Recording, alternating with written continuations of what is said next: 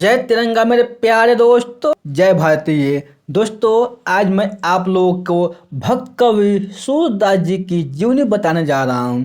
दोस्तों, भक्ति काल काव्य की श्रेष्ठता की दृष्टि से हिंदी साहित्य का स्वर्ण काल कहलाता है। इस काल के कवियों में प्रमुख कृष्ण भक्ति सूरदास जी का नाम स्वर्ण अक्षरों में अंकित है। सूरदास जी सगुन मर्गी कृष्ण भक्ति शाखा के प्रमुख कवि है। इनका जन्म संवत 1540 में मथुरा जाने वाली सड़क पर स्थित रुंदकता गांव में हुआ था।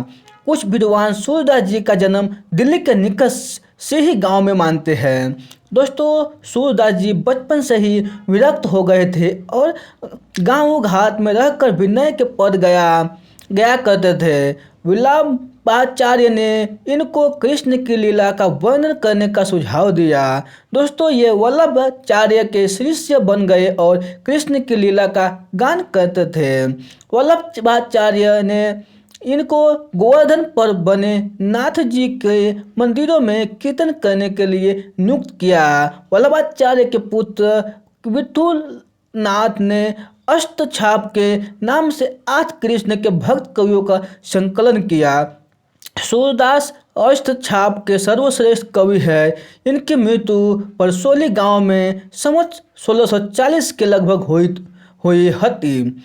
दोस्तों, सूरदास के पदों का संकलन सूरसागर नाम में है। सूरसार वाली तथा साहित्य लहरी इनकी अन्य रचनाएं हैं। यह प्रसिद्ध है कि सूरसागर में 1.25 लाख पद है, पर अभी तक केवल 10,000 पद ही प्राप्त हुए हैं।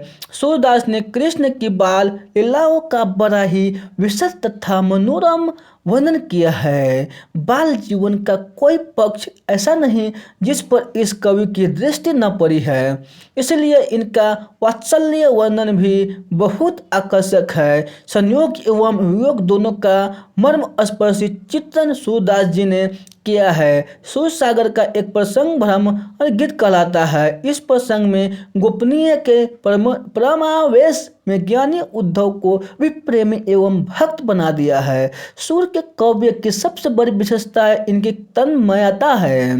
ये जिस प्रसंग का वर्णन करते हैं उसमें आत्मविभोर कर देते हैं।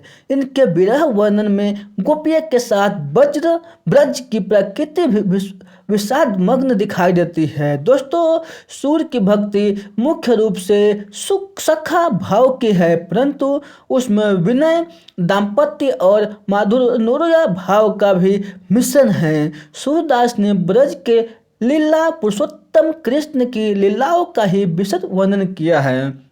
दोस्तों, सूरदास की लीलाओं का ही विशद वर्णन किया है। सूरदास का संपूर्ण काव्य संगीत की रागनियों में बांधा हुआ पद शैली का गीत काव्य है। उसमें भाव साम्य पर आधारित उपमाओं, उत्प्रेक्षाओं और रूपकों की छटा दिखने को मिलती है। इनकी कविता ब्रज भाषा में है। माधुर्य की प्रधानता के कारण इनकी भाषा बड़ी प्रभाव उत्पादक बन गई है। व्यंग्य, वक्ता और वक्तीय विद्वत्ता सूर की भाषा की प्रमुख विशेषताएं हैं। पद शैली में कृष्ण की लीलाओं के गान की यह परंपरा हिंदी काव्य में आधुनिक काल तक चलती रही है। महाकवि सूरदास ने लीला पुरुषोत्तम श्री कृष्ण की विविध हृदय स्पर्शी लीलाओं के द्वारा जन जीवन को सरस एवं रोचक बनाने का अद्भुत प्रयास किया है।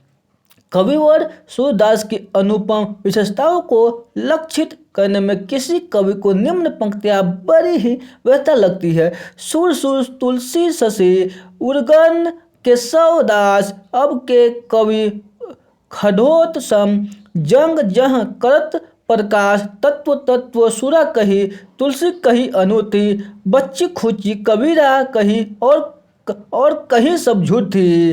दोस्तों, ये बायोग्राफी आपको अच्छे लगे हो तो आप अपने दोस्तों के साथ जरूर शेयर कीजिएगा।